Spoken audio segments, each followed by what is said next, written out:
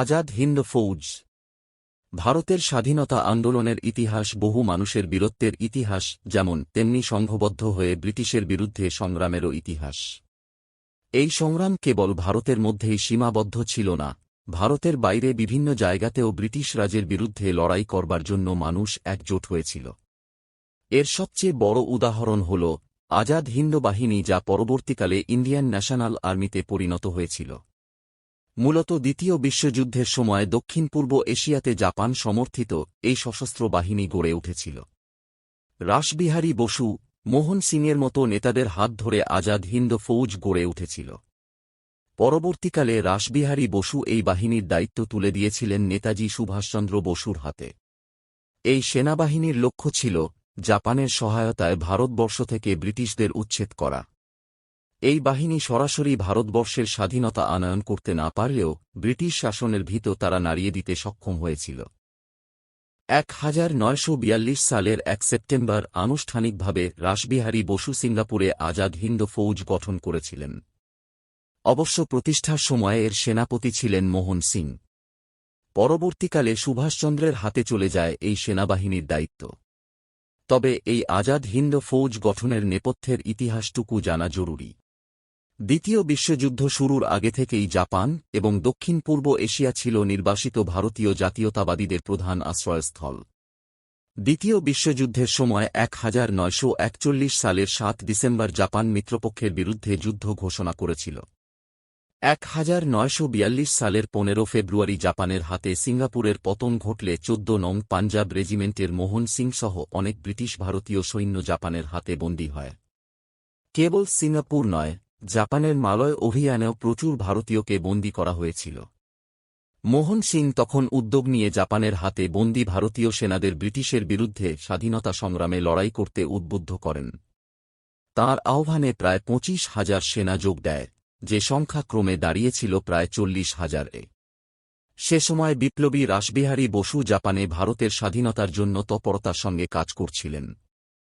1942 সালের 28 মার্চ রাসবিহারী টোকিওতে অবস্থানরত ভারতীয় নেতৃস্থানীয় ব্যক্তিবর্গকে এক সভায় আহ্বান করেন এবং স্থির করা হয় যে একটি ভারতীয় স্বাধীনতা সংঘ এবং স্বাধীনতার লড়াইয়ের জন্য একটি সেনাবাহিনী গঠন করা হবে।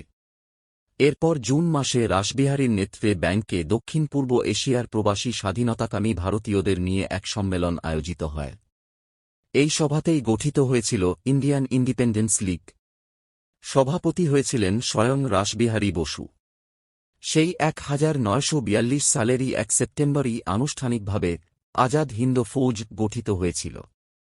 তারা যথেষ্ট জাপানি সাহায্য এবং সমর্থনও পেয়েছিল। জাপান সমর্থিত এই বাহিনীর একমাত্র লক্ষ্যই ছিল ভারত থেকে ব্রিটিশ রাজের উচ্ছেদ ঘটিয়ে স্বাধীনতা আনয়ন। সিদ্ধান্ত নেওয়া হয় যে আজাদ হিন্দ ফৌজকে লীগের অধীনস্থ থাকতে হবে। ভারতীয় নেতাদের এও আশঙ্কা ছিল যে আজাদ হিন্দ ফৌজকে জাপানি পুতুল বলেও মনে হতে পারে, তাই সিদ্ধান্ত নেওয়া হয় যে ফৌজ তখনই যুদ্ধে যাবে যখন ভারতীয় জাতীয় কংগ্রেস সেই আহ্বান জানাবে। জাপানের কাছে পেশ করা এই প্রস্তাব বিদাদারি প্রস্তাব নামে খ্যাত। তবে বিদাদারি প্রস্তাব থেকে উদ্ভূত দাবিগুলিতে জাপান তাৎক্ষণিকভাবে সম্মত হয়নি। অন্যদিকে রাসবিহারী এবং লীগের মধ্যেও চিন্তার পার্থক্য ছিল। আসলে জাপানে রাসবিহারী দীর্ঘদিন বসবাস করছিলেন এবং তাঁর এক জাপানি স্ত্রী ও সন্তান ছিল, যে কিনা ইম্পেরিয়াল জাপানি সেনাবাহিনীর অংশ ছিল। আবার মোহন সিং চাইছিলেন সামরিক কৌশল এবং যাবতীয় সিদ্ধান্ত নেওয়ার ক্ষেত্রে ফৌজের স্বায়ত্তশাসন, লীগের অধীনতা থেকে মুক্তি। এর ফলে ক্রমে আইএনএ এবং লীগের মধ্যে ও জাপানের সঙ্গেও মতবিরোধ দেখা দেয়। রাসবিহারী ছাড়া আইএনএ নেতৃত্ব পদত্যাগ করেন এবং মোহন সিং 1942 সালের ডিসেম্বরে ইউনিট ভেঙে দেন এবং ফৌজের সেনাদের যুদ্ধবন্দী শিবিরে ফিরে যাওয়ার নির্দেশ দেন।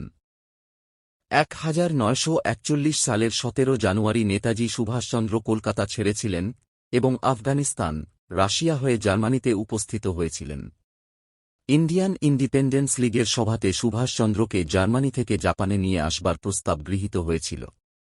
সুভাষচন্দ্র কিন্তু জার্মানি থেকে তখন ভারতের স্বাধীনতার জন্য কাজ করছিলেন। জার্মান সরকারের সহায়তায় সেখানে আজাদ হিন্দুস্থান বেতার কেন্দ্র প্রতিষ্ঠিত হয়েছিল এবং সুভাষচন্দ্র সেখান থেকে নিয়মিত ভারতের স্বাধীনতা পক্ষে প্রচার করতেন।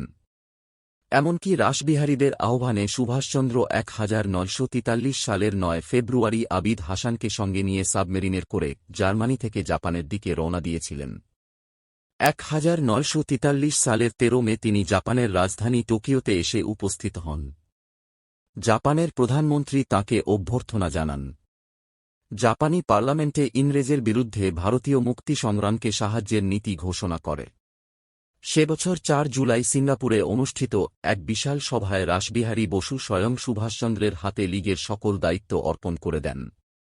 25 আগস্ট আনুষ্ঠানিকভাবে সুভাষ আজাদ হিন্দ বাহিনীর নেতৃত্ব গ্রহণ করেন এবং তার আমূল পুনর্গঠনের কাজে মন দেন। আজাদ হিন্দ ফৌজ পরিচিত হয় ইন্ডিয়ান ন্যাশনাল আর্মি আইএনএ নামে। দলে দলে হিন্দু মুসলিম, নারী পুরুষ এমনকি বালক বালিকারাও এই দলে যোগ দিতে অগ্রসর হয়। এই সেনাদলে আবার যে কয়টি ব্রিগেড বা বাহিনী ছিল সেগুলি হল গান্ধী ব্রিগেড, আজাদ ব্রিগেড এবং নেহরু ব্রিগেড। বালক বালিকাদের নিয়ে গড়ে উঠেছিল বালসেনা দল। নারীদের নিয়ে গড়ে ওঠে ঝাঁসির রানী ব্রিগেড, এমনকি বেশ কিছু বাছা বাছা সেনা নিয়ে নেতাজির অনিচ্ছা সত্ত্বেও গড়ে উঠেছিল সুভাষ ব্রিগেড। 1943 সালের 21 অক্টোবর নেতাজি সিঙ্গাপুরে আজাদ হিন্দ সরকার গঠন করেছিলেন। এই সরকারের গুরুত্বপূর্ণ পদগুলিতে ছিলেন সুভাষচন্দ্র বসু, রাষ্ট্রপতি, প্রধানমন্ত্রী, প্রতিরক্ষামন্ত্রী ও যুদ্ধমন্ত্রী, SAIR, পররাষ্ট্র ও প্রচারমন্ত্রী, ক্যাপ্টেন লক্ষ্মী সেহগল, নারী বিষয়ক ও কন্যা বাহিনীর প্রধান প্রমুখ। কিছুদিনের মধ্যেই জাপান, জার্মানি, ইতালি ইত্যাদি পৃথিবীর মোট 9টি রাষ্ট্র এই সরকারকে সমর্থনও করেছিল। এমনকি জাপানের প্রধানমন্ত্রী তাজো আন্দামান ও নিকোবর দ্বীপপুঞ্জ দুটি আজাদ হিন্দু সরকারের হাতে তুলে দেন। নেতাজি এই দুই দ্বীপপুঞ্জের নাম রাখেন শহীদ ও স্বরাজ। দলে দলে ভারতীয়রা আজাদ হিন্দ বাহিনীতে যোগদান করতে শুরু করে। 1943 সালের 23 অক্টোবর আজাদ হিন্দ সরকার ব্রিটেনের বিরুদ্ধে যুদ্ধ ঘোষণাও করেছিল। 1944 সালের 4 জানুয়ারি নেতাজি রেঙ্গুনে আসেন এবং সেখানে তাঁর প্রধান সামরিক দপ্তর গড়ে ওঠে। এরপর আজাদ হিন্দ বাহিনীর ভারত অভিযান শুরু হয়েছিল। নেতাজি দিল্লি চলো ধ্বনি তোলেন সেনাবাহিনীর সামনে। জাপানের সহায়তায় এবং নেতাজির বলিষ্ঠ নেতৃত্বে ফৌজ মণিপুরে ঢুকে পড়েছিল। মণিপুরের মৈরঙে ভারতের জাতীয় পতাকা উত্তোলন করে। ইম্ফল দখলের আগে বিপর্যয় শুরু হলে তারা পিছু হটতে থাকে ঠিকই, তবুও 150 মাইল ভারতীয় এলাকা তারা ব্রিটিশ মুক্ত করতে পেরেছিল। অন্যদিকে আমেরিকা জাপানকে আক্রমণ করলে যুদ্ধের গতি পরিবর্তিত হয়। স্বদেশ রক্ষার জন্য জাপানি বিমানবহর এবং সেনাবাহিনী প্রশান্ত মহাসাগরের দিকে প্রস্থান করলে বিমানের অভাবে আজাদ হিন্দ ফৌজ ভীষণ অসুবিধার মধ্যে পড়ে যায়। তাছাড়া নির্দিষ্ট সময়ের আগেই বর্ষা এসে পড়ায় সেনাদের খাদ্য ও প্রয়োজনীয় সরঞ্জামের অভাব ঘটে। এছাড়াও বিষাক্ত পোকার কামড়, রোগ, শীত, ম্যালেরিয়া ইত্যাদি নানা কারণে অনেক সৈন্যের মৃত্যু হয়। এইসব প্রতিকূলতার জন্য এবং 1945 সালের 15 আগস্ট জাপান মিত্রবাহিনীর কাছে আত্মসমর্পণ করলে আজাদ হিন্দ দলও অস্ত্রত্যাগ করতে বাধ্য হয়েছিল। আজাদ হিন্দ ফৌজের উদ্দেশ্য সম্পূর্ণভাবে সফল না হলেও তারা ইংরেজ শাসনের ভীত যে নাড়িয়ে দিয়েছিল সে বিষয়ে কোনো সন্দেহ নেই।